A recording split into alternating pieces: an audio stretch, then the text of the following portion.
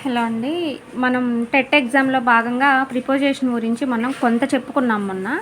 ఇక్కడ నేను ఇంతకుముందు క్లాస్లో చెప్పాను ప్రిపోజిషన్ అంటే ఏమిటి అనేది. యాక్చువల్లీ మనం పార్ట్స్ ఆఫ్ స్పీచ్లో చెప్పుకున్నప్పుడు ప్రిపోజిషన్ అన్నాము. అంటే ప్రీపొజిషన్, ఇక్కడ మళ్ళీ నేను చెప్తున్నాను చూడండి. ప్రీపొజిషన్ అంటే పొజిషన్ అనేది ముందుగా రావడం. దేనికి ముందుగా రావడం? పొజిషన్ అనేది ముందు అని చెప్పాము. దేనికి ముందు? ఒక నామం.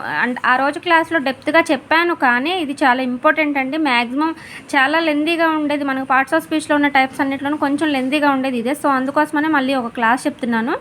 అండ్ ఈ క్లాస్ విన్న తర్వాత కొంచెం ఎగ్జాంపుల్స్ ఏమైనా ఇస్తే బాగుంటుంది అని చెప్పేసి నాకు కామెంట్ చేశారు. సో అందుకోసం ఇప్పుడు ఎగ్జాంపుల్స్ కూడా తీసుకొచ్చాను. ఎగ్జాంపుల్స్ నేను లాస్ట్లో మీకు ఇస్తాను, వాటికి ఆన్సర్ మీరే చేద్దురు. కానీ ఒక నామవాచకము లేదా సర్వనామముకు అంటే నౌన్కి కానీ లేదా ప్రనౌన్కి కానీ ముందు, ఇక్కడ మనం చెప్పుకున్నాం ప్రీ అంటే ముందు అని. ఇక్కడ వచ్చిన ముందు అనేది చూడండి, ఇక్కడ నౌన్ ఆర్ ప్రనౌన్కి, నౌన్కి కానీ ప్రనౌన్కి కానీ ముందు ఉండబడి వాక్యంలోని ఇతర పదాలతో ఇచ్చిన సెంటెన్స్లో ఉన్న అదర్ వర్డ్స్ తోటి, అంటే ఆ సెంటెన్స్ మొత్తం ఫుల్ఫిల్ అవ్వాలంటే ఒక పదంలాగా ఒక వాక్యంలాగా వస్తుంది కదా, ఆ వాక్యం మొత్తంతోనూ లేక అది నౌన్ అయితే నౌను, ప్రనౌన్ అయితే ప్రనౌను, వాటితో ఉన్న సంబంధాన్ని తెలిపే పదాన్ని ప్రీపొజిషన్ అని అంటారు. ప్రీపొజిషన్ అంటే ముందు ఉన్న స్థానము. నౌన్కి కానీ ప్రనౌన్కి కానీ ముందు ఉన్న స్థానాన్ని ప్రీపొజిషన్ అంటారు. ముందు ఉండడమే కాకుండా ఇచ్చిన సెంటెన్స్లో ఉన్న నౌన్ అయితే నౌను, ప్రనౌన్ అయితే ప్రనౌన్కి మిగిలిన వాక్యం మొత్తంతో ఉన్న సంబంధాన్ని కూడా తెలిపేదాన్ని ప్రీపొజిషన్ అని అంటారు. Preposition is a word which is normally placed before a noun. Normally placed before a noun or pronoun is show the relation between a person or place or thing.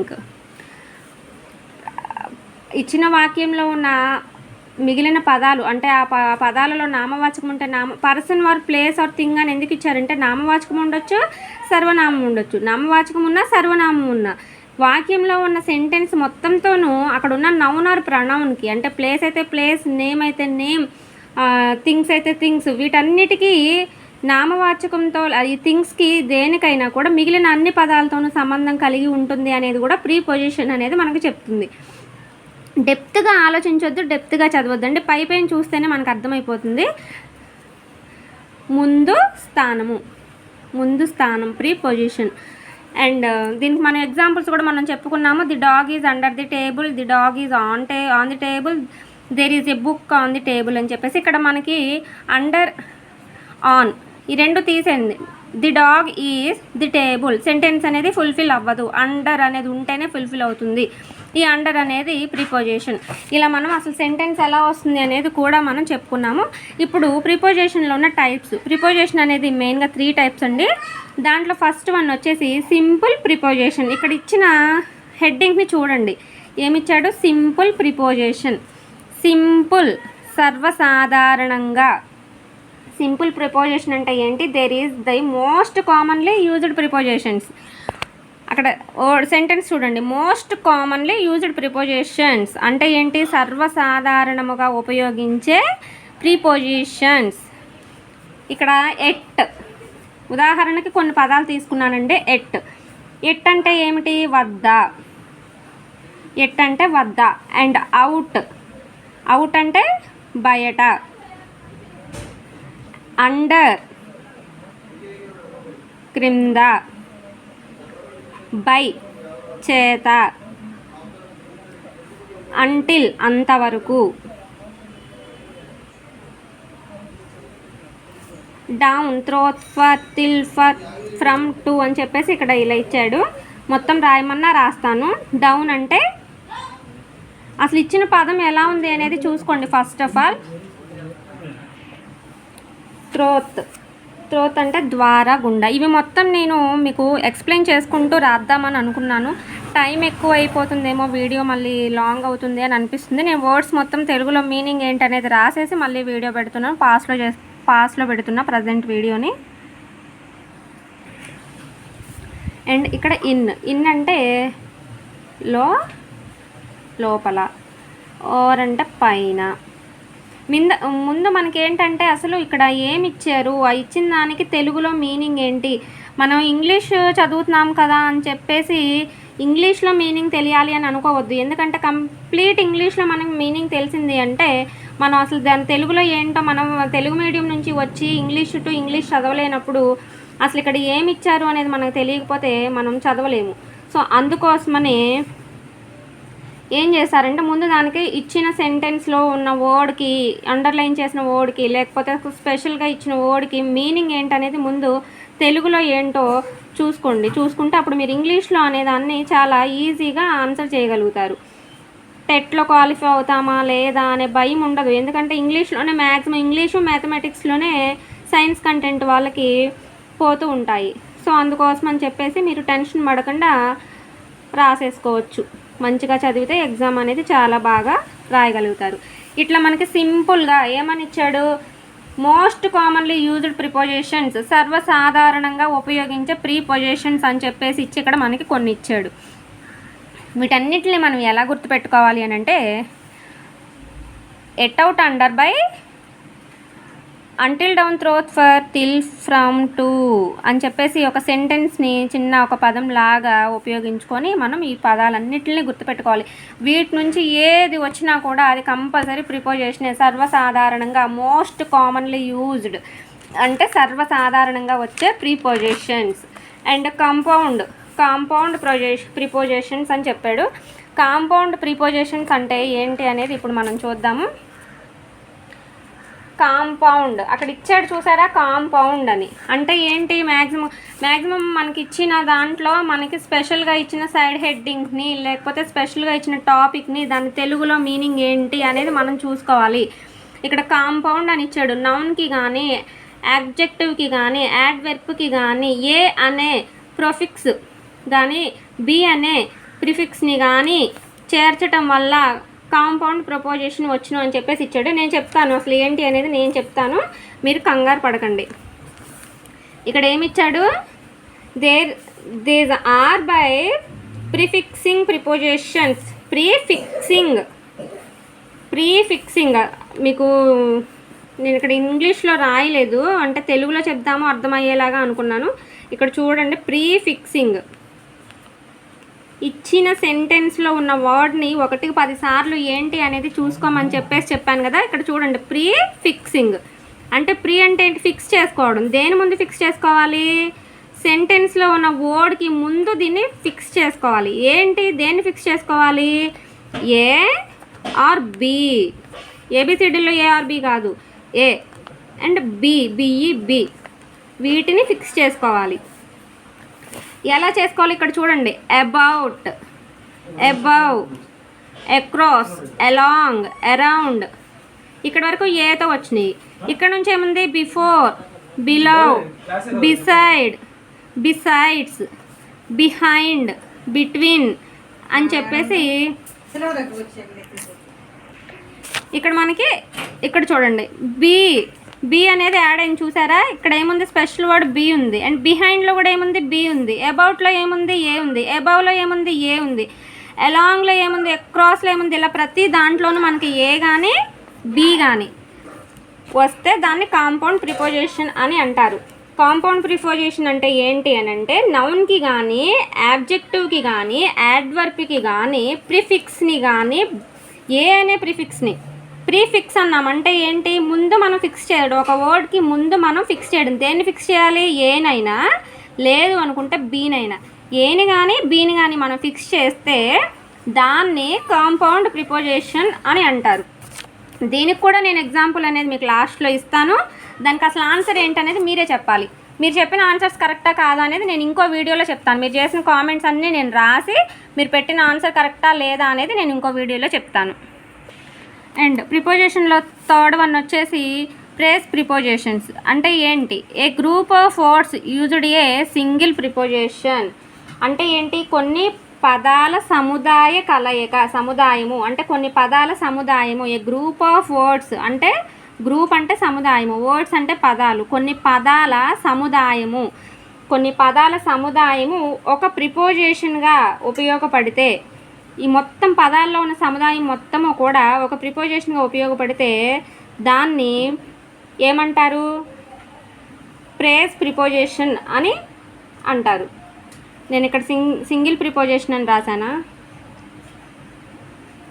Single preposition అని రాయడం కాదు, a group of words used a single preposition అంటే గ్రూప్లో ఉన్న అన్ని words కూడా ఒక preposition లాగా ఉపయోగపడితే దాన్ని సింగిల్ ప్రిపోజిషన్గా ఉపయోగపడితే దాన్ని ఫ్రేజ్ ప్రిపోజిషన్ అని చెప్పేసి అంటారు.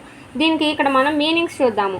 అకార్డింగ్ టు అన్నాము. అకార్డింగ్ టు అంటే ఒక వర్డ్, ఒక సెంటెన్స్ మొత్తం వచ్చింది, ఆ సెంటెన్స్ మొత్తంలో అకార్డింగ్ టు అనే వర్డ్ వచ్చిందనుకో ఏమైనట్టు?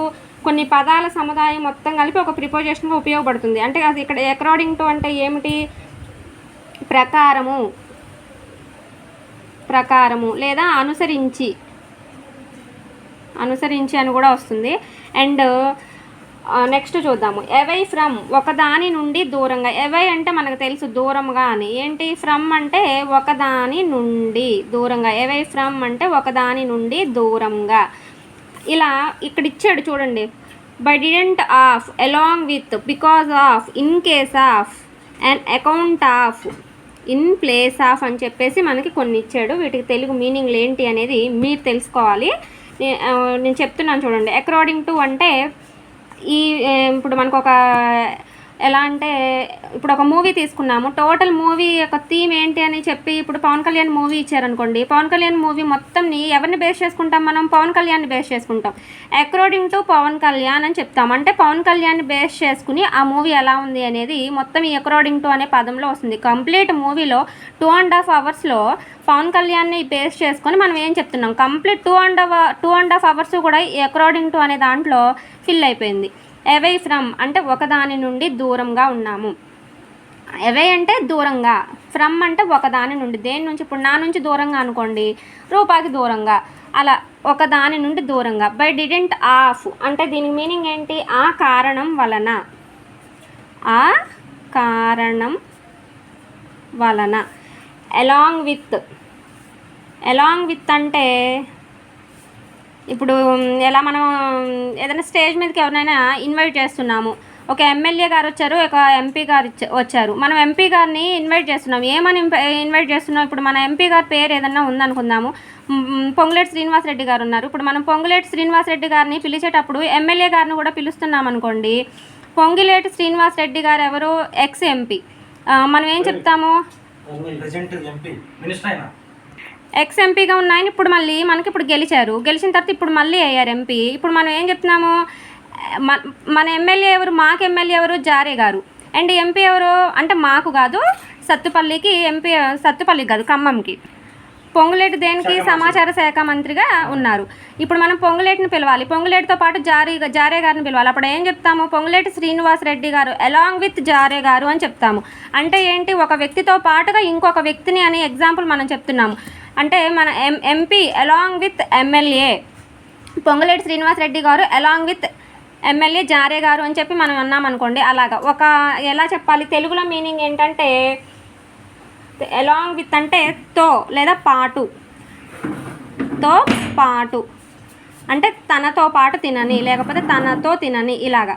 బికాజ్ ఆఫ్ అందువలన. బికాజ్ అంటే తెలుసు, ఆ కారణంగా, అందువలన అని వస్తుంది.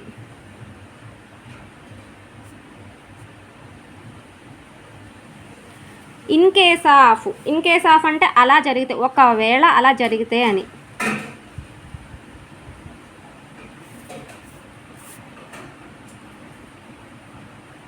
అకౌంట్ ఆఫ్ అన్న. అండ్ అకౌంట్ ఆఫ్ దాని మూలముగా.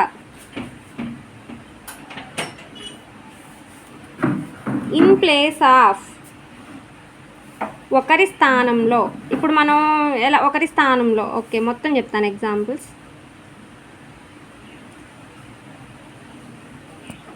ఇక్కడ మనం తెలుగు మీనింగ్ చూసుకోవాలి. ఇచ్చిన మనకి ఇంగ్లీష్లో అవే ఫ్రమ్ అని చెప్పేసి చెప్పాడు. ఒకదాని నుంచి దూరంగా అన్నాము. ఈ ఒకదాని నుంచి దూరంగా అనే విషయం మనకు అర్థం అవ్వాలి. అర్థమవుతేనే మనం అసలు అక్కడ ఇచ్చింది దేనికి సంబంధించింది అనేది మనం తెలుసుకోగలుగుతాము. ఇక్కడ బై డిడెంట్ ఆఫ్ అన్నాం, ఆ కారణం వలన. అలాంగ్ విత్ అంటే తనతో పాటు, లేకపోతే తనతో, అలాగా. బికాజ్ ఆఫ్ అందువలన.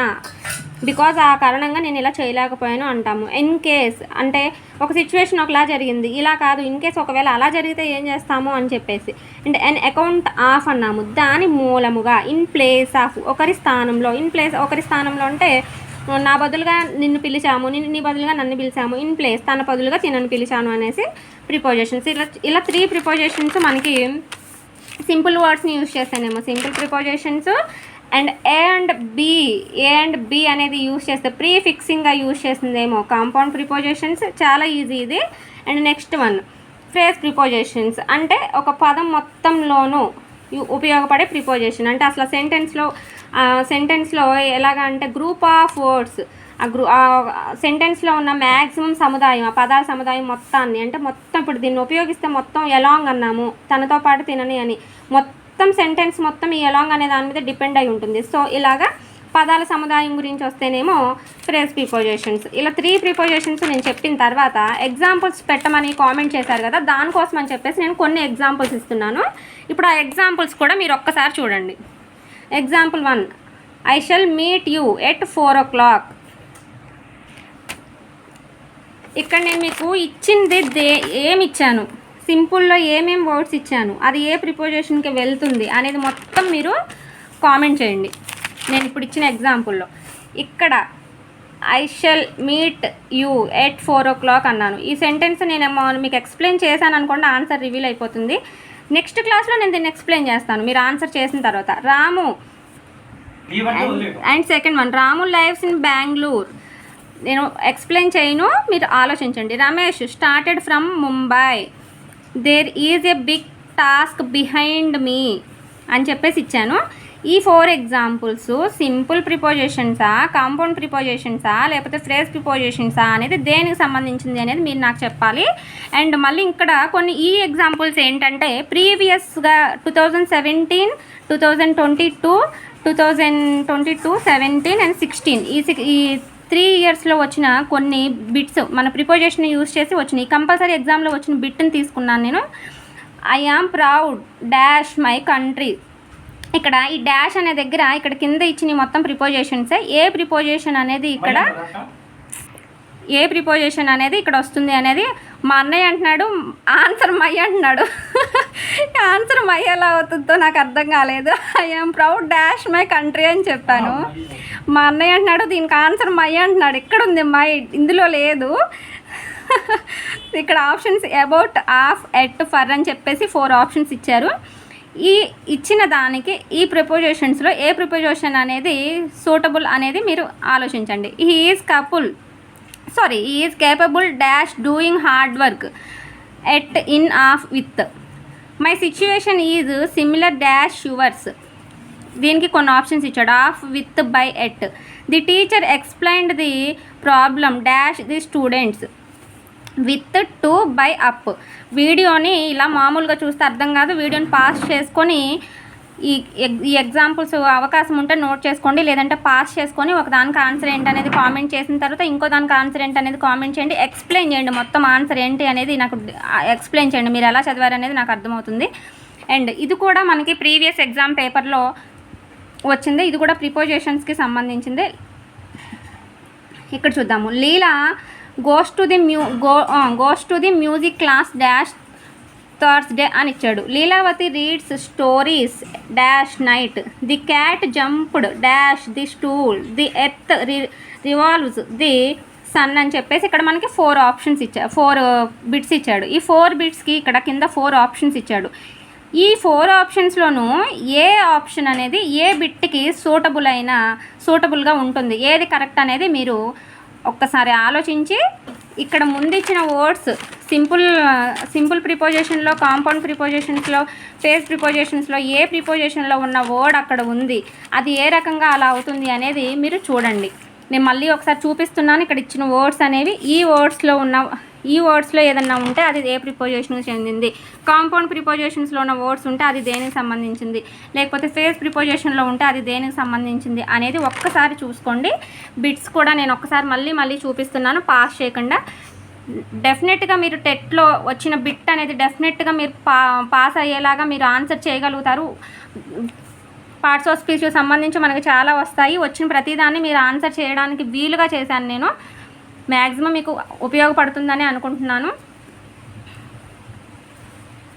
చూడండి, ఇవి మొత్తం ఆన్సర్ చేయండి. ఆన్సర్ చేసి నాకు కామెంట్ చేయండి. దీనికి ఇది ఆన్సర్ అనేది కొంచెం కామెంట్ ఎంత పెద్దగా వచ్చినా పర్వాలేదు, నేను దాన్ని చూస్తాను. మొత్తం అందరికీ ఒకసారి మీరు ఆన్సర్ చేయగానే నేను ఆన్సర్ ఇవ్వను. మొత్తం క్లాస్ అయిపోయిన తర్వాత ఒక 1 day 2 days తర్వాత నేను కామెంట్స్ని చూసి వాటిని బట్టి నేను క్లాస్ అనేది చెప్పి ఈ మొత్తం నేను ఇచ్చిన ఎగ్జాంపుల్స్ ఎలా వచ్చినాయి, దేనికి ఏది అనేది నేను మళ్ళీ వీడియోలో తీస్తాను. వీడియో నచ్చినట్లయితే లైక్ చేయండి. మ్యాక్సిమం వీడియో అయితే అందరూ చూస్తున్నారు, 2K 3K అలా ఉంటుంది, కానీ లైక్స్ మాత్రం చాలా తక్కువ ఉంటున్నాయి. సో వీడియో చూసిన వాళ్ళు అర్థమయ్యేలా ఉంటే కనీసం ఒక లైక్ చేశారనుకోండి, నాకు హ్యాపీగా ఉంటుంది. అండ్ షేర్ చేశారనుకోండి, మీ ఫ్రెండ్స్కి యూస్ఫుల్గా ఉంటుంది. మనం ఒక్కళ్ళమే క్వాలిఫై అయితే ఏముంది, మన ఫ్రెండ్స్ కూడా క్వాలిఫై అయ్యారనుకోండి, మనకన్నా యూజ్ అవుతుంది, లేకపోతే మన ఫ్రెండ్స్ కన్నా యూజ్ అవుతుంది. ఎవరో ఒకరికి హెల్ప్ చేయడం వల్ల పోయేది ఏమీ లేదు. సో అందుకోసం అని చెప్పేసి ఫ్రెండ్స్ ఎవరైనా చదవాలి అని అనుకునే వాళ్ళకి, అవకాశం లేని వాళ్ళకి, బుక్స్ అవైలబుల్ లేని వాళ్ళకి ఈ వీడియోని షేర్ చేయండి.